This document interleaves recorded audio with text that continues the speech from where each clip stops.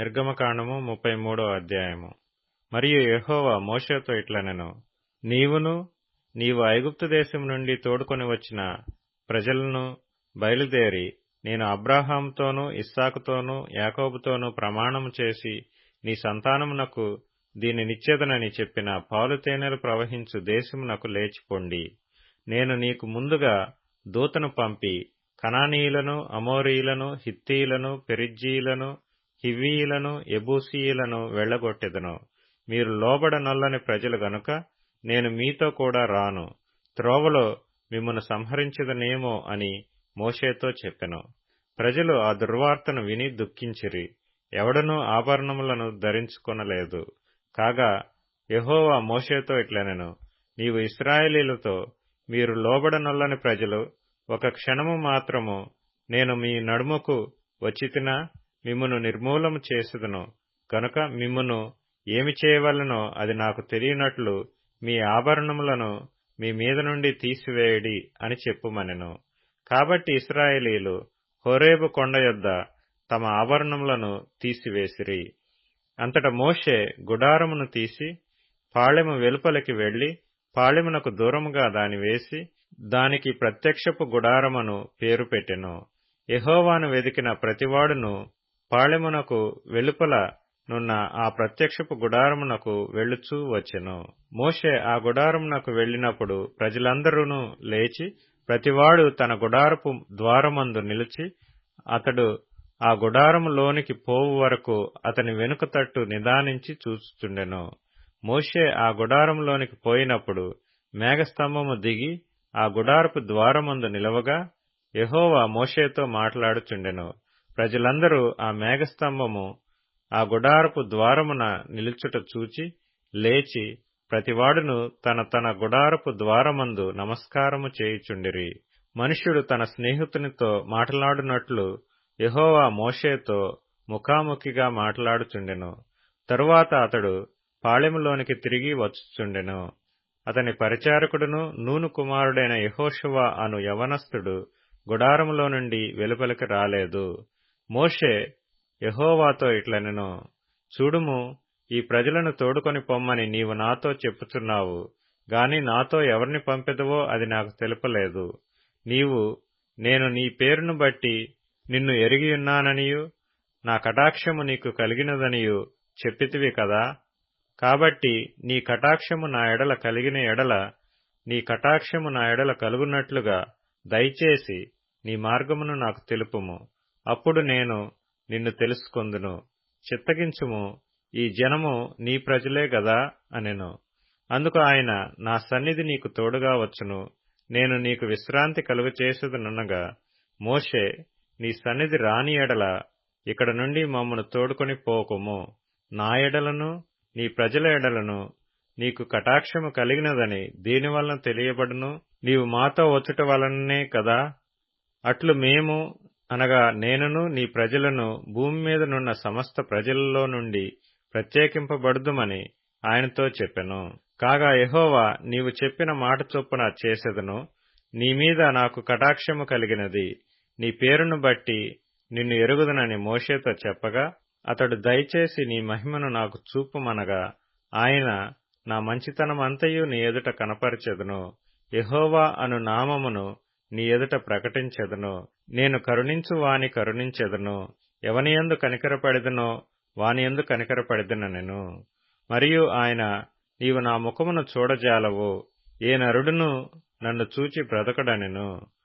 మరియు యెహోవా, ఇదిగో, నా సమీపమున ఒక స్థలమున్నది, నీవు ఆ బండ మీద నిలువవలెను.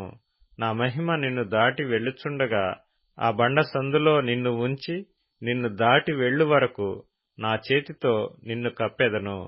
నేను నా చెయ్యి తీసిన తరువాత నా వెనుక పార్శ్వమును చూచెదవు కాని నా ముఖము నీకు కనబడదని మోషేతో చెప్పెను. నిర్గమకాండము 34 మరియు యెహోవా మోషేతో, మొదటి పలకల వంటి మరి 2 రాతి పలకలను చెక్కుము. నీవు పగలగొట్టిన మొదటి పలకల మీదనున్న వాక్యములను నేను ఈ పలకల మీద వ్రాసెదను. ఉదయమునకు నీవు సిద్ధపడి ఉదయమున సీనాయి కొండ ఎక్కి అక్కడ శిఖరం మీద నా సన్నిధిని నిలిచియుండవలెను. ఏ నరుడును నీతో ఈ కొండకు రాకూడదు. ఏ నరుడును ఈ కొండ మీద ఎక్కడనైనను కనపడకూడదు.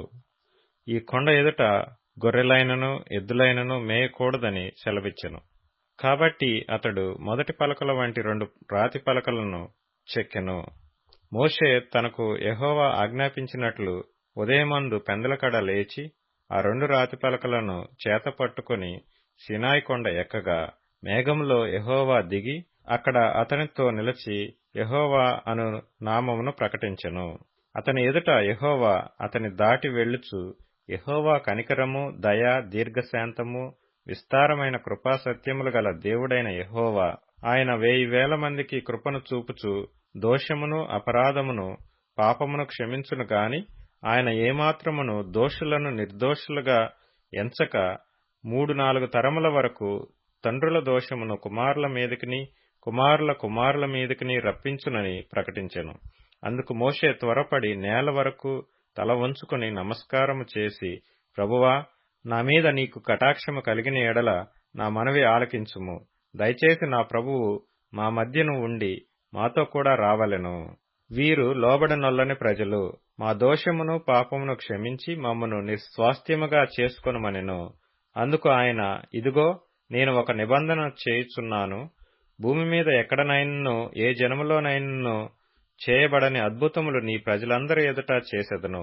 నీవు ఏ ప్రజల నడుమనున్నావో ఆ ప్రజలందరూ యెహోవా కార్యమును చూచెదరు. నేను నీ ఎడల చేయబోవునది భయంకరమైనది.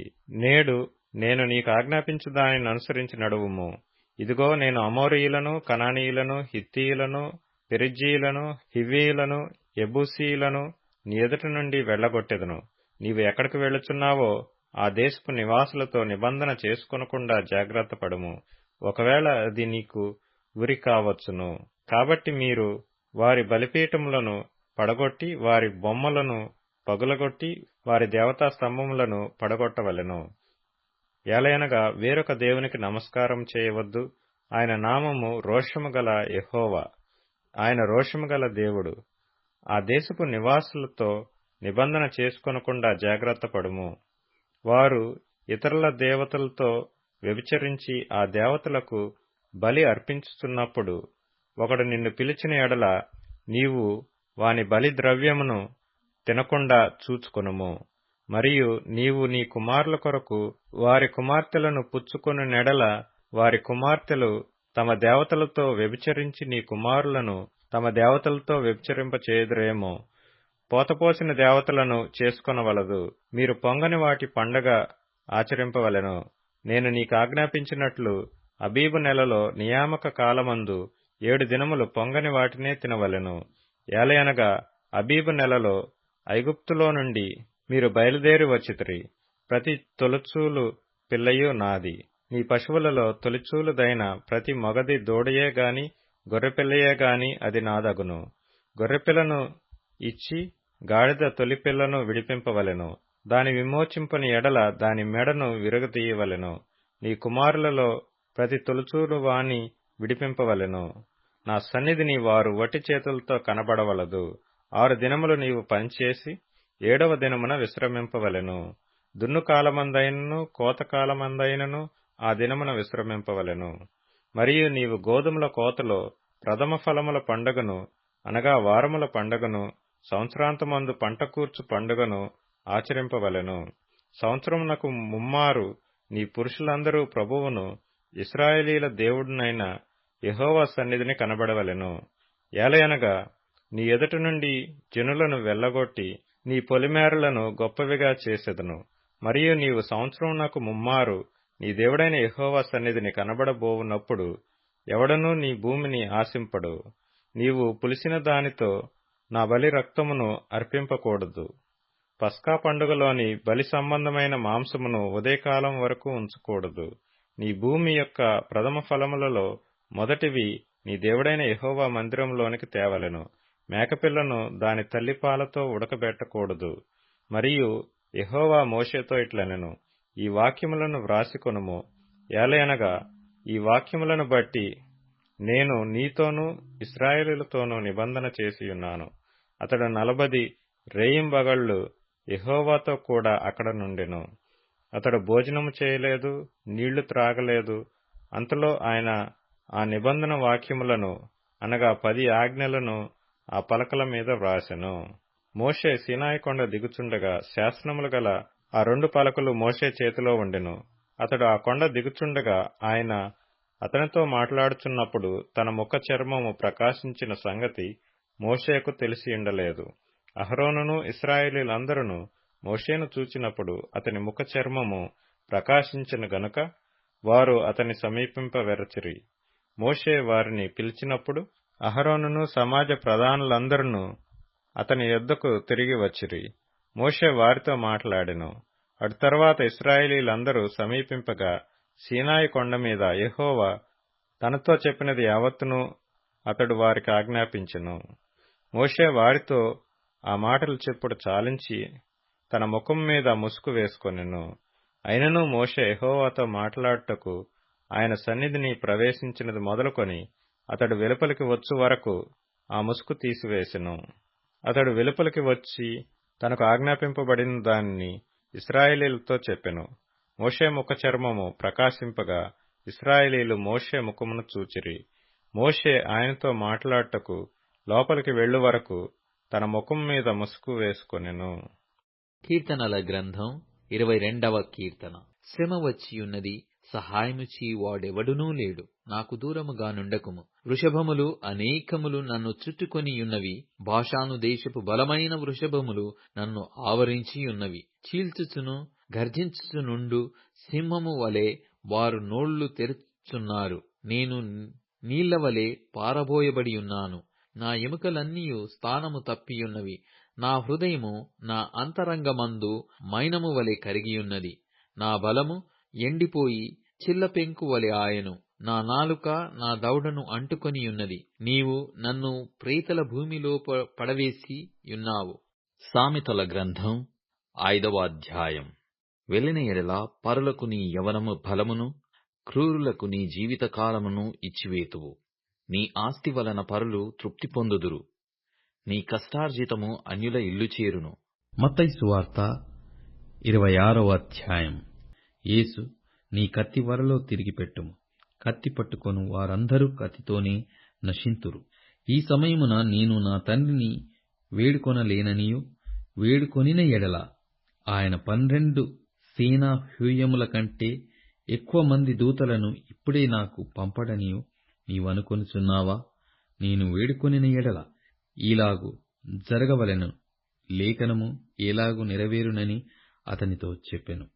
ఆ గడియలో యేసు జనసమూహములను చూచి, బందిపోటు దొంగ మీదికి వచ్చినట్టు కత్తులతోనూ గొదియలతోనూ నన్ను పట్టుకొన వచ్చితిరా? నేను అనుదినము దేవాలయములో కూర్చుండి బోధించుచున్నప్పుడు మీరు నన్ను పట్టుకొనలేదు. అయితే ప్రవక్తల లేఖనములు నెరవేరునట్లు ఇదంతయు జరిగెనని చెప్పెను. అప్పుడు శిష్యులందరూ ఆయనను విడిచి పారిపోయిరి. యేసును పట్టుకొనిన వారు ప్రధాన యాజకుడైన కయప యొద్దకు ఆయనను తీసుకొని పోగా అక్కడ శాస్త్రులను పెద్దలను కూడియుండిరి. పేతురు ప్రధాన యాజకుని ఇంటి ముంగిట వరకు ఆయనను దూరము నుండి వెంబడించి లోపలికి పోయి దీని అంతమేమవునో చూడవలెనని బంట్రౌతులతో కూడా కూర్చుండెను. ప్రధాన యాజకులను మహాసభవారందరూ యేసును చంపవలెనని ఆయనకు విరోధముగా అబద్ధ సాక్ష్యము వెదుకుచుండిరి. కాని అబద్ధ సాక్షులననేకులు వచ్చినను సాక్ష్యమేమీయూ దొరకలేదు. తుదకు 2 మనుష్యులు వచ్చి, వీడు దేవాలయమును పడగొట్టి 3 దినములలో దానిని కట్టగలనని చెప్పెననిరి. ప్రధాన యాజకుడు లేచి, నీ ఉత్తరమేమీయూ చెప్పవా?